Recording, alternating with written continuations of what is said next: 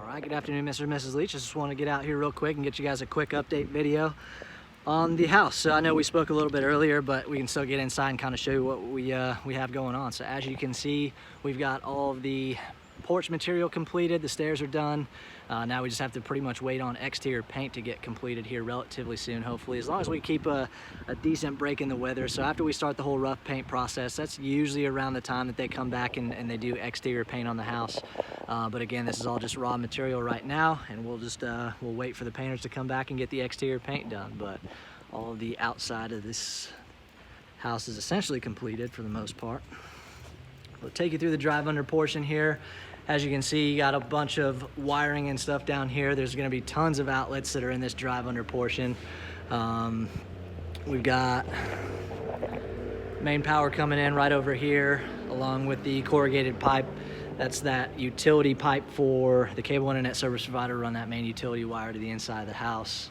Of course, we got the main shut-off valve over here, but most of the exciting stuff is upstairs inside.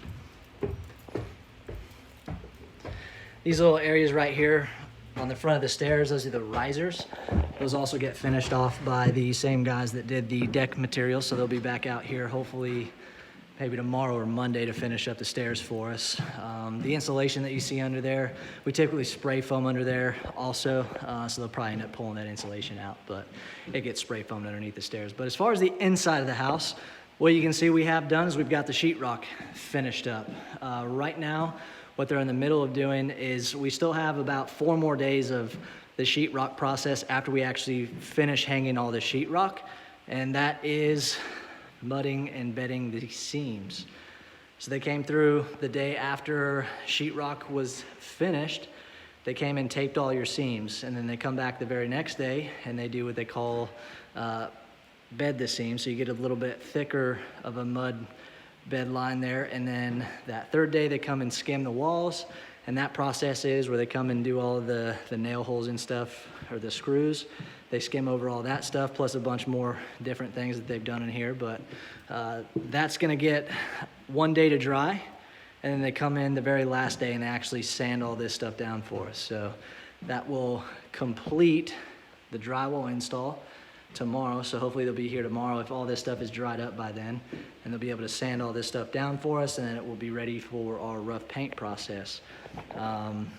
We would normally go into rough paint right after we get trim done, but we're seeing some delays with the cabinets, so we're doing things a little bit differently. So what you're probably going to see going next is obviously we'll get all the trim work and stuff done in the house, and then right after trim work usually goes in is when we usually set our cabinets. But if the cabinets end up getting delayed, then we'll just continue mission, and we'll probably just go right on into,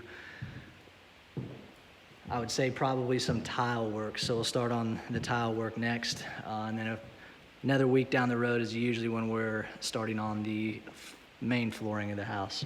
You'll probably end up seeing your flooring go in before your cabinets go in. That's just kind of been the way of the world with all this COVID stuff going on. Master brand has slowed down quite a bit, but I think they're starting to pick back up. So we might get lucky and get the cabinets in here on time, but we'll see how it plays out. They also came in and got the tile work done in the master bath, so now we just need to let that cure, and that'll eventually get grouted in here. One of the things I always like to mention is you see this type of sheetrock right there. It's that green sheetrock. That's the type of sheetrock that you see in all of your moisture related areas like your showers and your tubs.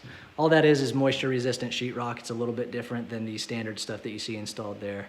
It's able to actually accept a little bit of moisture and not actually get damaged. So that's why you see that there. But that's not the main protectant behind the tile. It's actually a Kerdi membrane that goes behind there. It's an orange Kerdi membrane that is actually moisture resistant, and that's actually what really protects the walls and the framing from any water that might get behind the tile through the grout joints. So just a little tidbit of information there, but it's pretty much all I've got to talk about as far as what we've got done this week. We've just been knocking out all the drywall tasks, and then obviously going into next week, we'll hopefully be starting on some trim. And then if we get lucky, we will also get the cabinets installed, but we'll see how that plays out. Of course, if you guys have any questions, as always, feel free to reach out to me, call, text, shoot me an email, and I'll do the best I can to get back to you as soon as I can.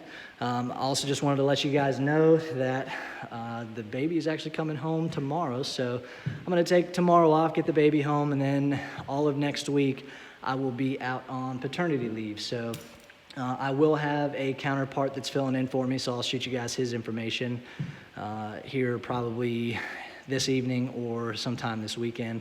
But you guys definitely will receive that information just in case you have anything that you need to reach out to him for. But in that case, that's all I got for you this week. I will see you guys on the next update.